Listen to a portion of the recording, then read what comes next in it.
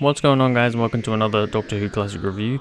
Today I'm going to be reviewing the third Doctor Jon Pertwee story, Carnival of Monsters. This is one of my earliest, one of the earliest episodes I'd seen of Jon Pertwee. One of the first ones I ever saw, that's a better way of phrasing it. And it's actually one of the first DVDs I owned as well. I currently have just the standard edition of Carnival of Monsters. I don't have the special edition at the moment, however that is one I will be getting, really only because it comes in the Revisitations 2-pack, and I want the other two episodes that come with it. But yeah, I do actually have the original version of Carnival of Monsters, one of the first classic DVDs I ever got, and because of that, one of the oldest in my collection, so pretty cool. I have very fond memories of this story. So this is Carnival of Monsters by Robert Holmes. It's 1926 and the Doctor and Jo arrive on board the SS Bernice, a small cargo ship peacefully crossing the Indian Ocean. Millions of miles away from Earth, on the planet Inter Minor, a travelling showman named Borg and his assistant Shawna arrive to entertain the populace.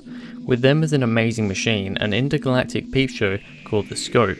As the Borg show begins, alien worlds and strange creatures are conjured up from the Scope for the watching officials of Inter Minor. So we've got quite an interesting little story there.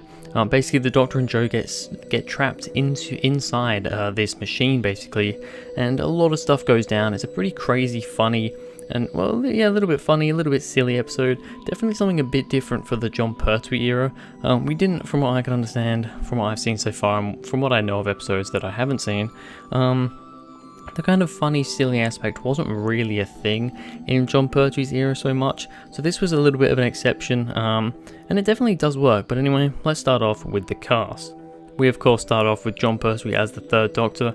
What am I going to say? I feel like I don't even really need to, mention the Doctors when I do these cast things, because, I don't really have much to say most of the time other than they did really good, because, most of the time the actors that play the Doctor are just really good, and of course Jon Pertwee, that is the case for him here.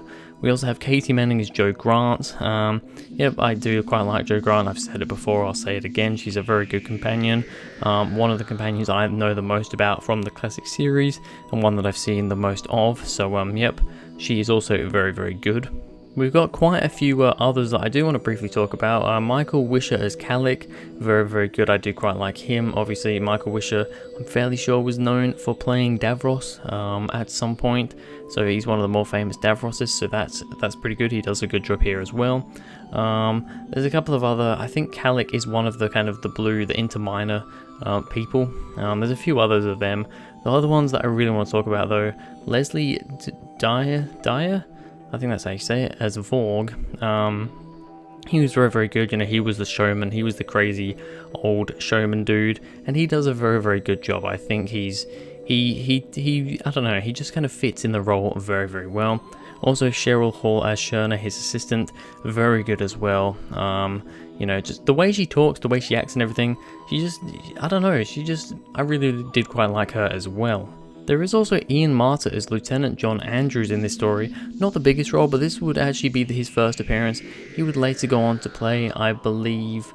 Does he go on to play... Oh god, I can't remember which character he plays. He doesn't play Harry, does he? No, doesn't play Harry Sullivan, but he plays one of the unit people, I'm fairly sure. I can't remember off the top of my head who it is, but he does play one of the unit staff later on, I believe, in Tom Baker's era, or maybe even at the end of Jon Pertwee's, I can't remember, but he does come on and play a character later on. Can't remember him off the top of my head though, it's really bugging me, but yeah, he's really good here. Alright, so let's now get onto the good and the bad, starting off with the good. The concept of the machine that has a constantly looping world is interesting.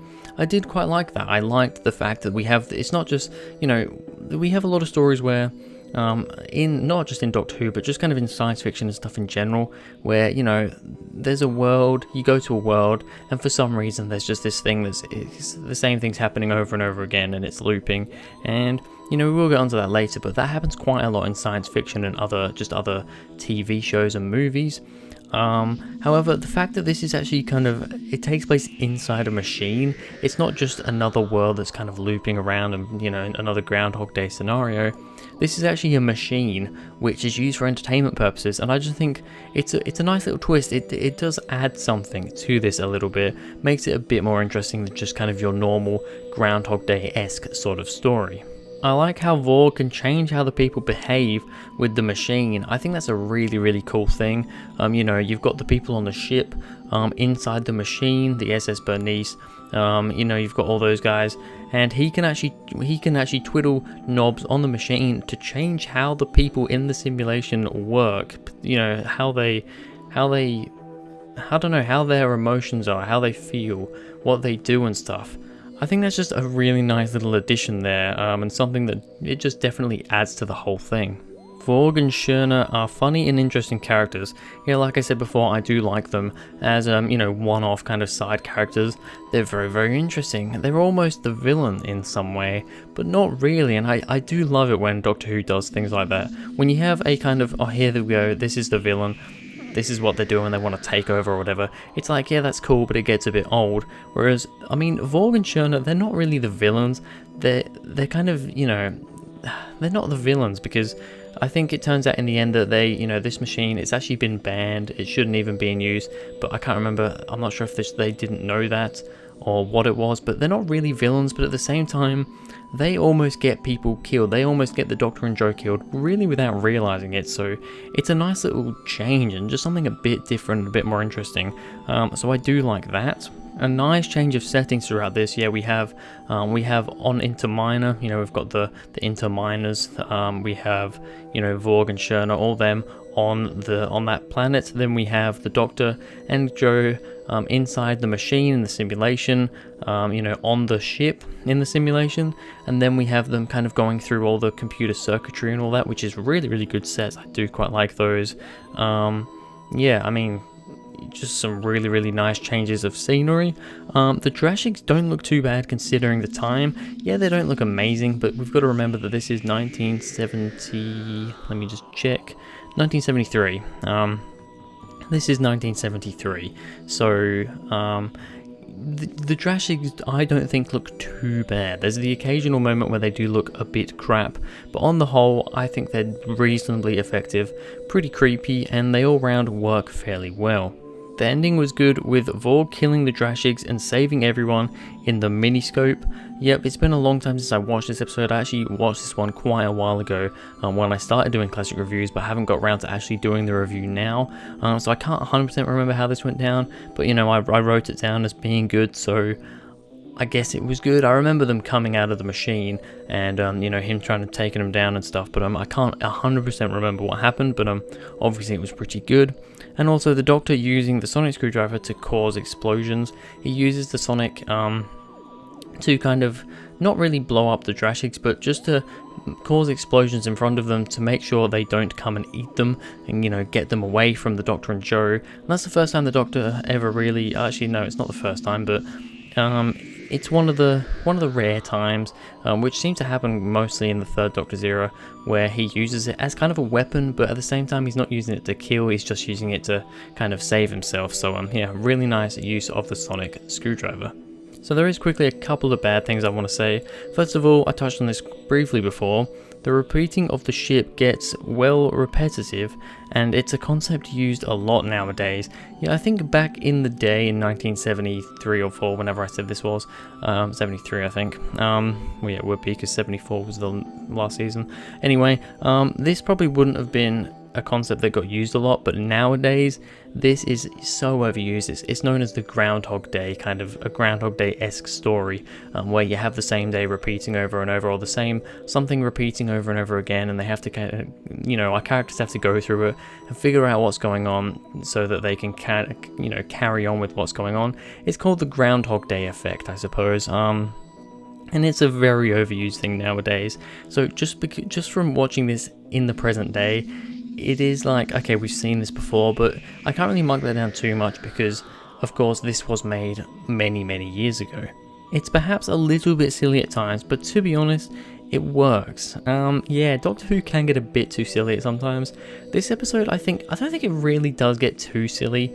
There are a couple of moments where it is a bit weird, like Shawna doing a weird little dance and stuff like that, but I think it's done to a decent level. It's just that now and again it does get a little bit too much, but I don't think it's too bad though. And then finally, the officials of Interminor's subplot, with one of them trying to overthrow another, was a bit boring. This is probably the main letdown of the episode. The Interminor stuff, while not the most boring, is a little bit boring, and it does drag on a bit, and it kind of detracts from the story a bit. We have kind of, you know, I think there's three of them, three of the blue Interminor people, and one of them's trying to overthrow the other, wants to be the new kind of leader, and it just kind of feels like this unnecessary subplot that doesn't really connect to the actual story, the whole thing with the machine at all, with the scope. It's just kind of this separate subplot, which I don't really think we needed. They just wanted to add a little bit of something, but I don't know, it was a little bit boring and a little bit of a drag in my opinion. So all in all, what did I think of Carnival of Monsters? Well, I actually quite enjoyed it. I'm going to give it an 8.5 out of 10. I could even give this a 9 or a 9.5. It's just that the subplot does kind of drag it down a bit. It does make it a bit boring at times.